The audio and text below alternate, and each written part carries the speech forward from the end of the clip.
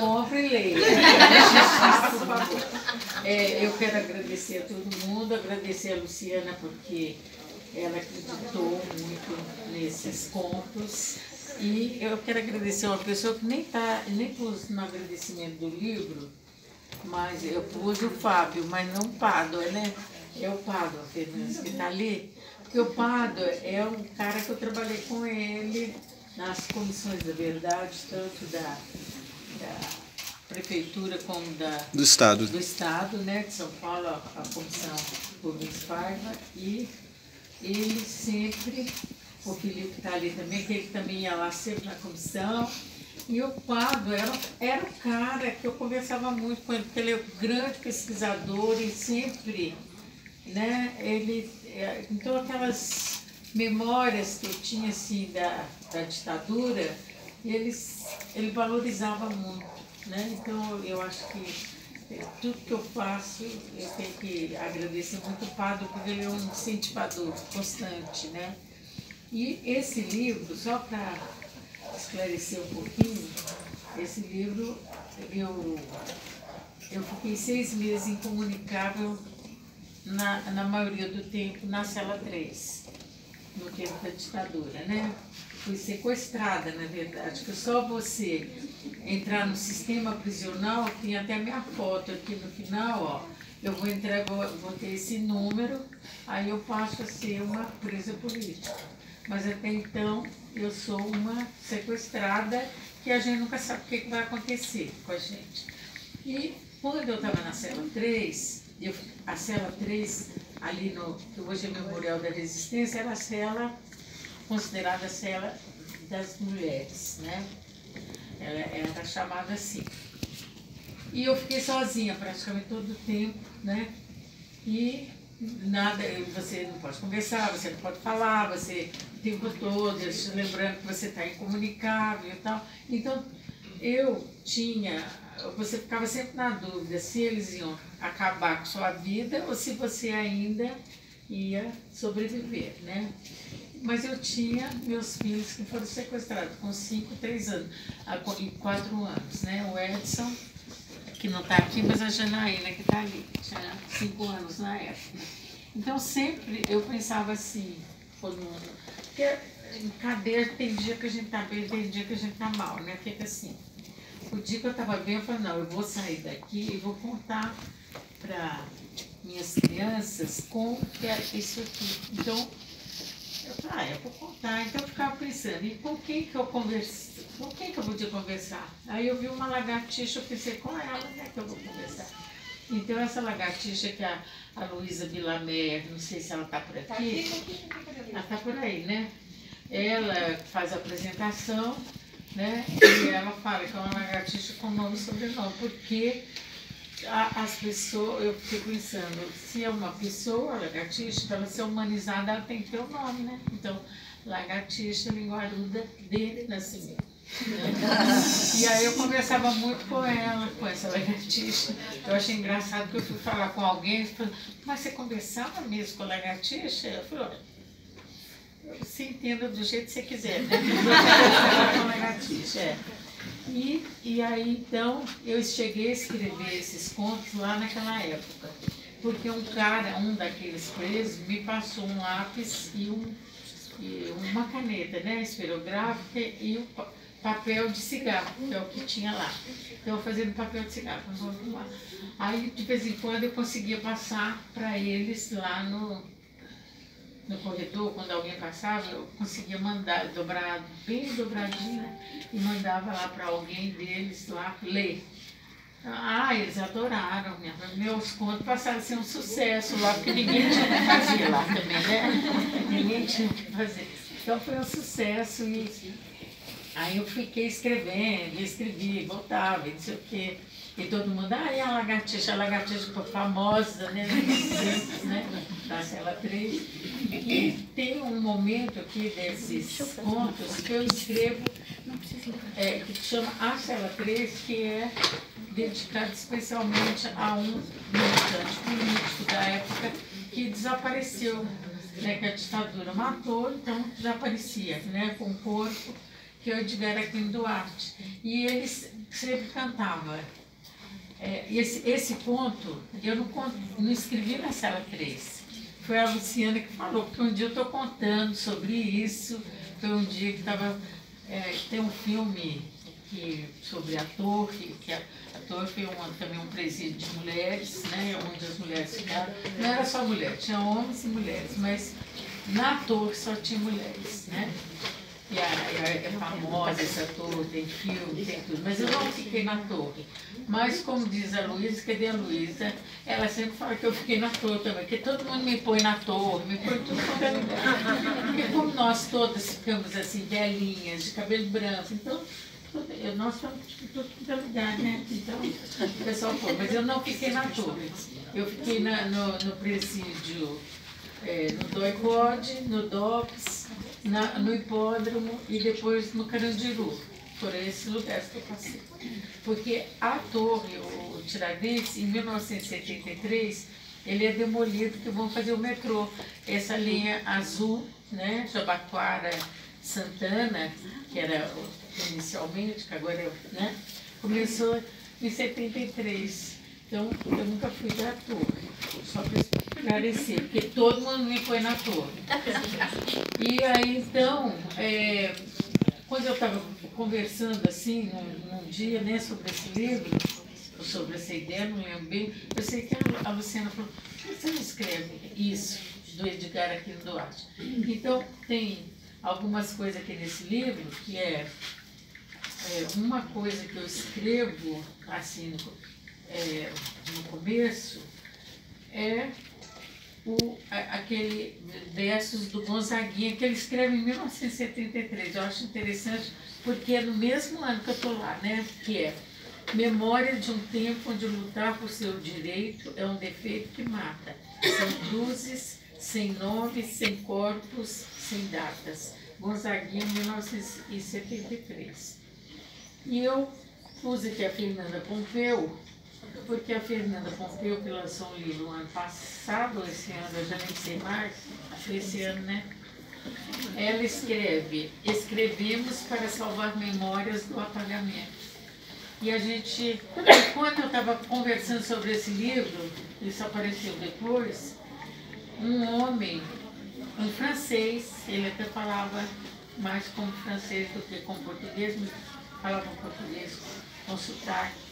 Ele disse assim, quando querem destruir um povo, destroem a história desse povo. Então, ele falou isso agora comigo, depois que eu já tinha escrito o livro. E eu falei, então está muito bom essa frase da Fernanda, né, que eu coloco aqui, que é de 2024.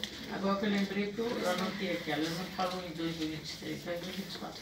Então, o livro eu faço uma dedicatória, o agradecimento a todas as pessoas da minha família, faço uma dedicatória a todas as presas políticas com as quais eu convivi, né? Vou fazer esse da Cela 3, que é o Edgar Aquino Duarte. É o único homem, assim, preso que eu me refiro a ele, porque ele desapareceu. A última vez que eu vi e que ficou na história foi 22 de junho de 1973. E o Edgar tinha uma voz muito bonita, muito boa, e ele gostava de cantar, ele era marinheiro, né, para vocês terem uma ideia. Ele era marinheiro porque ele cantava esses hinos todos, hino nacional, hino da República, né, falar hino da bandeira, tudo ele sabia. E ele cantava muito bem quando ele podia cantar, porque ele ainda ficava mais isolado do que eu. Aí, ele cantava assim, a Cela 3 é a cela das mulheres.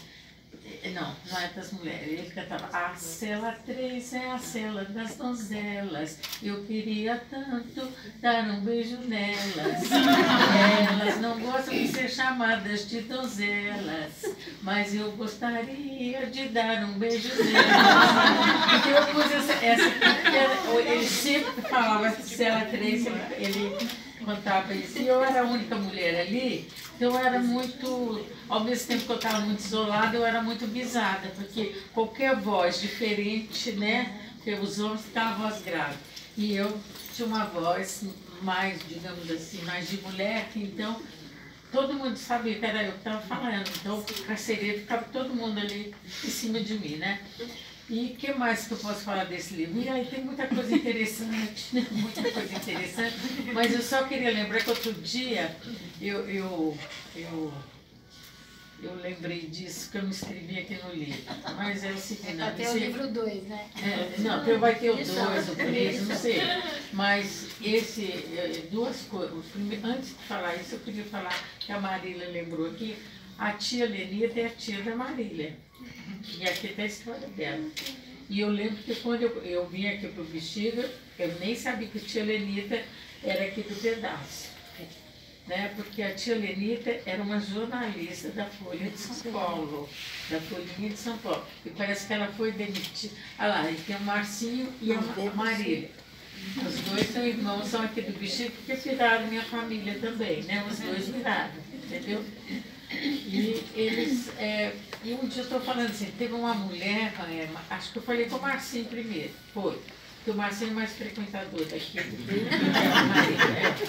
Eu falei assim, Marcinho, tinha uma mulher, porque o Marcinho gosta de cantar, de música, né? Eu falei, tinha uma mulher que cantava tão bonita ali no presídio, né? Que ela era soprano, e ela cantava lindo demais, né? E aí, então... Eu também sou soprano, porque eu sopro a flauta, né? Você também é soprano. Então, eu falei assim, Marcinho, e ela... Aí fui contando para ele, eu falei assim, a tia Lenita, eu falei, é minha tia. Eu falei, é mentira, né? Eu estou contando um caso para ele, ele já é a tia dele.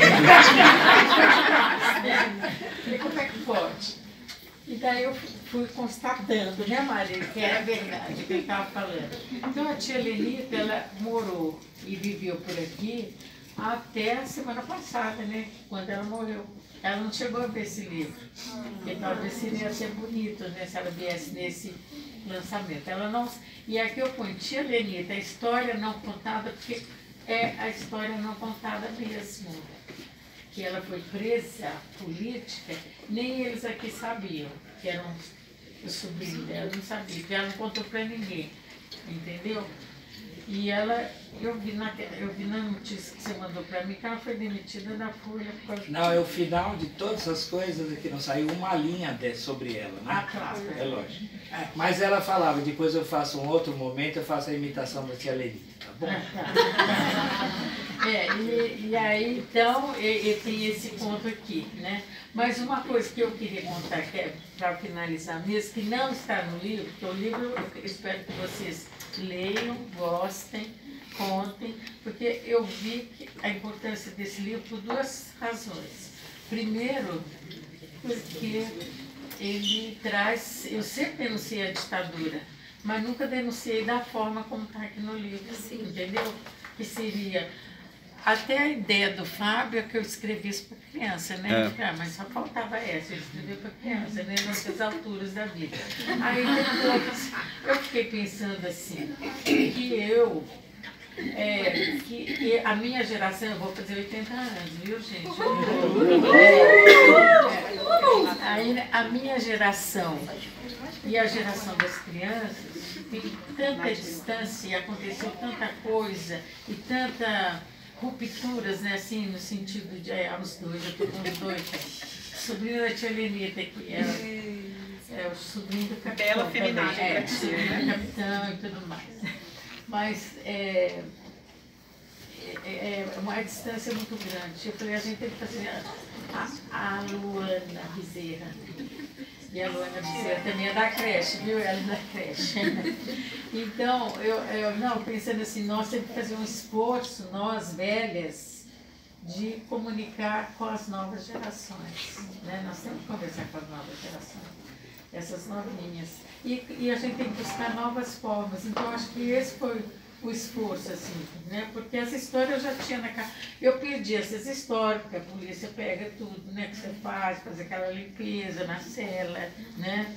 Mas eu guardei na cabeça, então tentei pôr na cabeça. E fui inventando outras coisas relacionadas àquele período. E ao presídio do hipódromo, que ninguém fala, preso do hipódromo existiu e tinha preso político, e tinha os corrós, que eu falo dos corrós, né? O Carandiru, ninguém imagina o que era o Carandiru.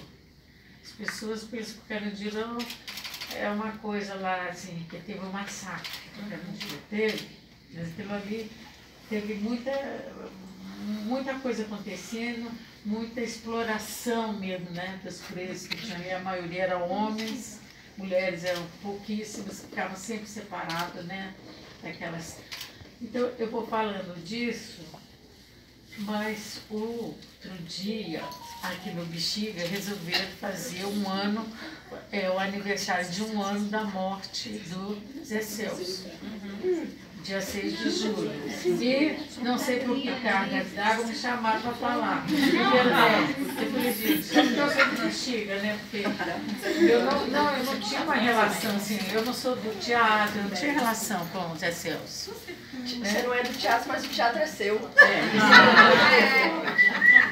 Aí eu falei assim, gente, eu vou lá, claro, eu não vou me negar, ainda mais que era na igreja, que daquele Pio, você vê a igreja, né, chamando a gente, eu falei,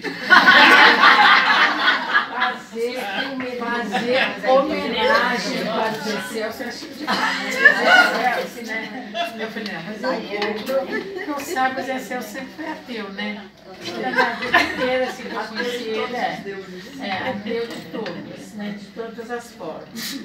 Aí eu falei assim, mãe, então eu tenho que ir, né? Porque eu sou ateia, eles me chamaram. Aí quando eu cheguei, quando eu ia para lá, eu falei assim, gente, o que tem a ver com o Zé Celso? Aí eu lembrei do Zé Celso, porque eu era da imprensa clandestina quando eu estava na clandestinidade. E eu tinha que ler tudo, né? Eu tinha que ler tudo quanto é revista, inclusive essa revista Veja que tinha, que ela foi criada na ditadura. Eu lia tudo aquilo e tudo mais, ia lendo. E aí eu vi que um dia eu vi alguma coisa do Zé Celso. E me impressionou muito, porque o Zé Celso estava sendo perseguido pela ditadura, que ele viveu até no exílio. E ele dizia o seguinte, o repórter perguntando para ele, como é que você vai fazer teatro se você não tem liberdade, né? Como é que você vai continuar na arte? Ele falou, nós somos criativos, nós seres humanos somos tão criativos que se deixar a gente no escuro, fechada numa cela, a gente acha uma formiguinha e conversa com ela. Entendeu? Então, quando eu estava lá na cela 3, eu vi a lagartixa, eu vou conversar com a lagartixa. Mas o que me deu assim, o primeiro start, né, sei lá como, foi o Zé Celso. É porque eu lembrei que se o Zé Celso conversa com o Bruninho, eu vou conversar com a lagartixa, porque é amiga dele. Eu tenho tudo. É isso, gente.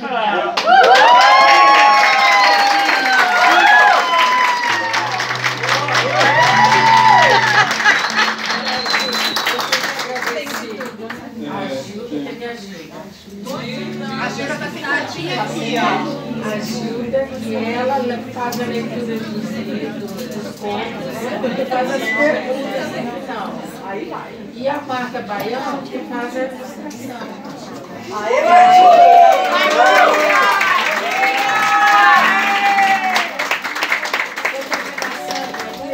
Olha, eu estou vendo a Sâmia. A Sâmia, porque assim, o Becker, cadê o Becker? Está aqui atrás. O Becker escreveu na orelha.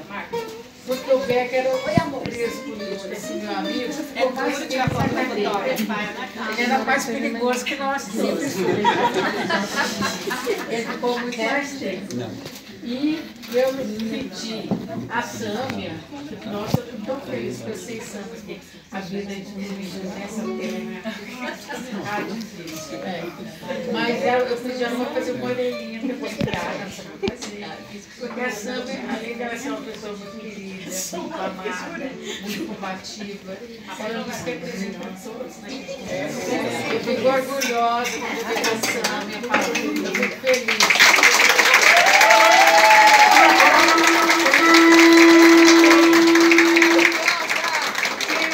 Chegou agora, né? Eu acho que chegou agora, porque eu estou vendo você agora. Elvira Souza Lima. A Elvira, Na época, porque ela é tudo, né, gente? Vocês viram que ela é neurocientista, que eu nem sei o que é isso. Ela é musicista, ela é um monte de coisa. Mas ela era psicóloga e ela foi que deu o primeiro atendimento aos meus filhos em 1974. São 50 anos, então eu conheço a Elvira, fazendo todos ouvindo essa história. E ela faz esse texto aqui muito bonito aqui na contracapa, tá? Então, gente, e eu agradeço a todo mundo, porque todo mundo ajudou muito. Obrigada.